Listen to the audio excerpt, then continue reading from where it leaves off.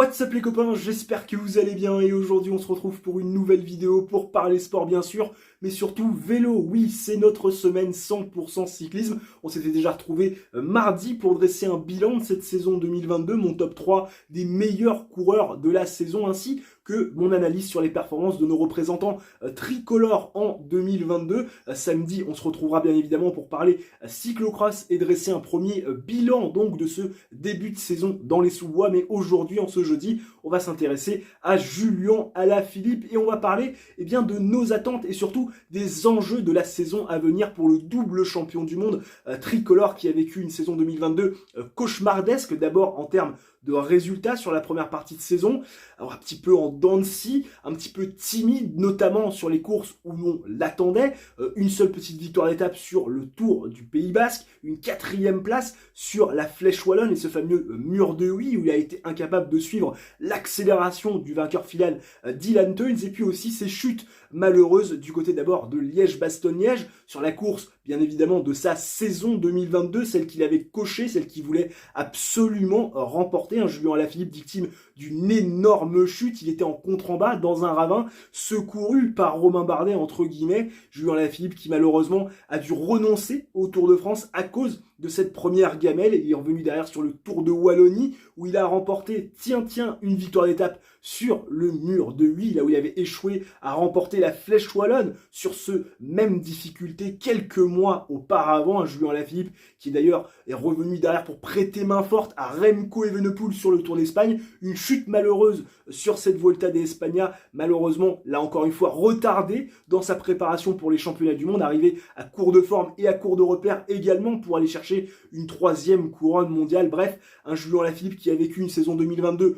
cauchemardesque, mais qui espère bien évidemment, tout comme nous, que cette saison 2023 soit pleine de réussite. Alors qu'attendre de Julian Alaphilippe sur l'année à venir? Quels vont être les enjeux de cette saison 2023 pour le double champion du monde tricolore? Eh bien, c'est ce qu'on va essayer de poser dans cette vidéo. Alors, je vais être très honnête en termes d'attente. La première que j'ai, c'est de retrouver un Julian Alaphilippe décomplexé, libéré, ce qui n'a pas forcément été le cas ces 2 dernières saisons. Maillot de champion du monde sur le dos oblige. On le sait, quand on a un maillot irisé sur les épaules, on est beaucoup plus regardé, beaucoup plus épié. On va être pris en chasse dès qu'on va poser une cacahuète. Dès qu'on est dans le bon groupe, plus personne ne va pouvoir rouler avec nous par peur de se faire contrer dans un moment inopportun dans le final d'une course. Bref, un Julian Alaphilippe qui a dû composer avec ses regards insistants sur sa personne et surtout sur son maillot de champion du monde qui était considéré comme une véritable cible. Un Julian Alaphilippe qui a quand même réussi à faire une extraordinaire saison 2021 malgré tous ces regards insistants sur sa personne et sur ce maillot distinctif, avec une victoire sur la Flèche Wallonne bien évidemment,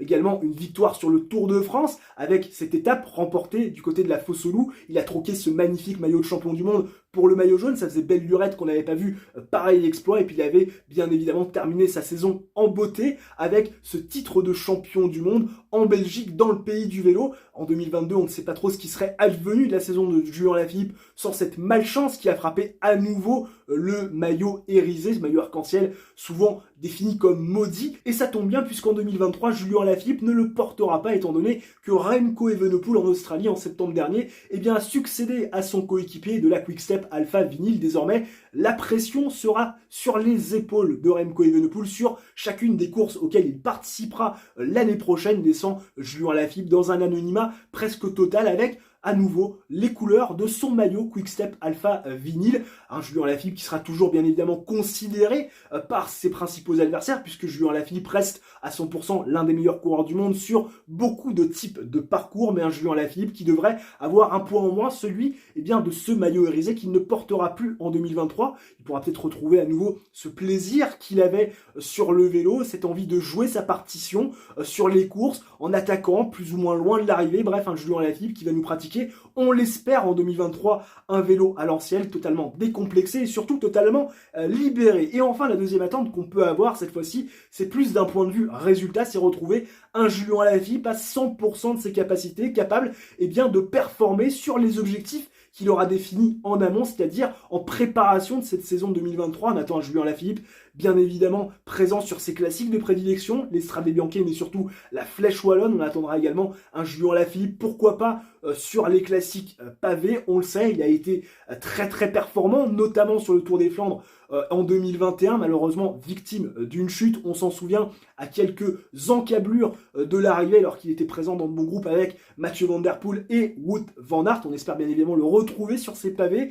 où il s'était un petit peu révélé, on va pas se le cacher. Et puis bien évidemment sur le Tour de France où on l'attend une nouvelle fois performant. Le parcours est tombé aujourd'hui et franchement il y a quand même quelques belles étapes pour Julien. Alors on va pas se le cacher, l'attente elle va être très simple, c'est au moins une classique et une belle victoire sur le Tour de France, voire peut-être plus, et pourquoi pas un maillot jaune, qui sait, ou un maillot distinctif, lui qui n'a plus remporté de maillot distinctif sur les grands tours depuis le Tour de France 2018 et sa victoire au classement de la montagne, et pourquoi pas également bien performer dans les monuments, puisqu'on rappelle que Julien Alaphilippe n'a plus remporté de monument depuis Milan-San Remo 2019, qui est, je rappelle, son seul monument en carrière au moment où on se parle. Mais qu'en est-il des enjeux, ou plutôt de l'enjeu principal de cette saison 2023 pour Julien Alaphilippe? Un enjeu de taille pour le double champion du monde tricolore, c'est bien évidemment son avenir au sein de l'équipe Quick-Step Alpha Vinyl, ou tout du moins sa position dans l'équipe de Patrick Lefevere pour les années à venir. On le sait, Patrick Lefevere,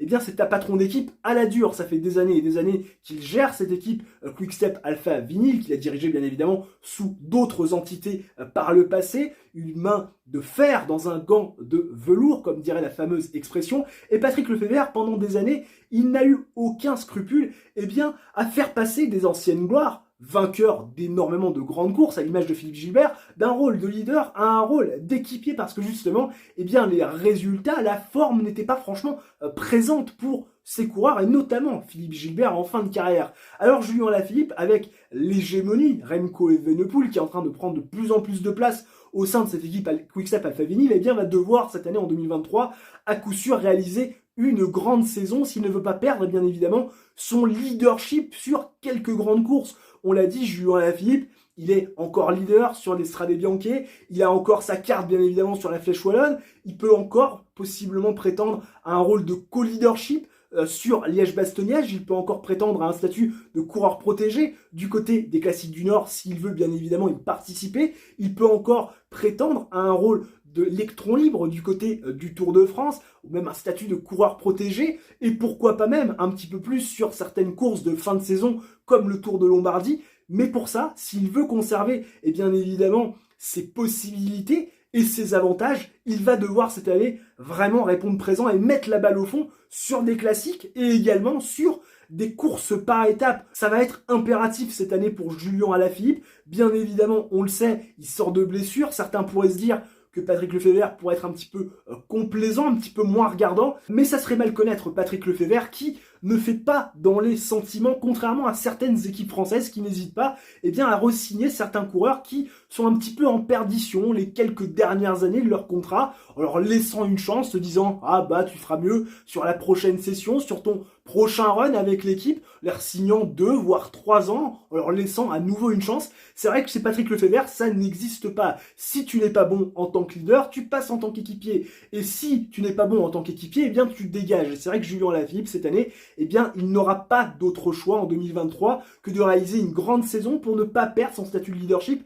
et de cantonner un simple rôle d'équipier. Julien Alaphilippe, on le rappelle, il n'aura seulement que 31 ans en juin prochain. Autant vous dire que ça reste un jeune coureur avec beaucoup d'avenir, encore beaucoup de possibilités. Ça serait bien qu'il ne flingue pas ses possibilités, notamment chez Quick-Step Alpha Vinyl, en réalisant une saison 2023 qui serait pas forcément à la hauteur des attentes de ce dirigeant très regardant sur les résultats. Encore une fois, je l'ai dit, pour bien le définir, Patrick Lefevere, c'est une main de fer dans un gant de velours. En tout cas, on espère que Julien Alaphilippe répondra à ses attentes et surtout également aux nôtres et bien sûr aux siennes, parce que c'est quand même le plus important. N'hésitez pas dans les commentaires à me faire part de vos attentes pour la saison de Julien Alaphilippe. N'hésitez pas également à me faire part de ce que vous pensez de ces enjeux, et notamment de cet enjeu de cette saison 2023. Peut-être que certains pourraient penser que c'est encore trop tôt. Je vous attends également sur ce sujet dans les commentaires. Et bien évidemment, n'hésitez pas à réaliser votre coup du chapeau, le like, l'abonnement et l'activation de la cloche. Si la vidéo vous a plu, ça mange pas de pain, ça permet à la chaîne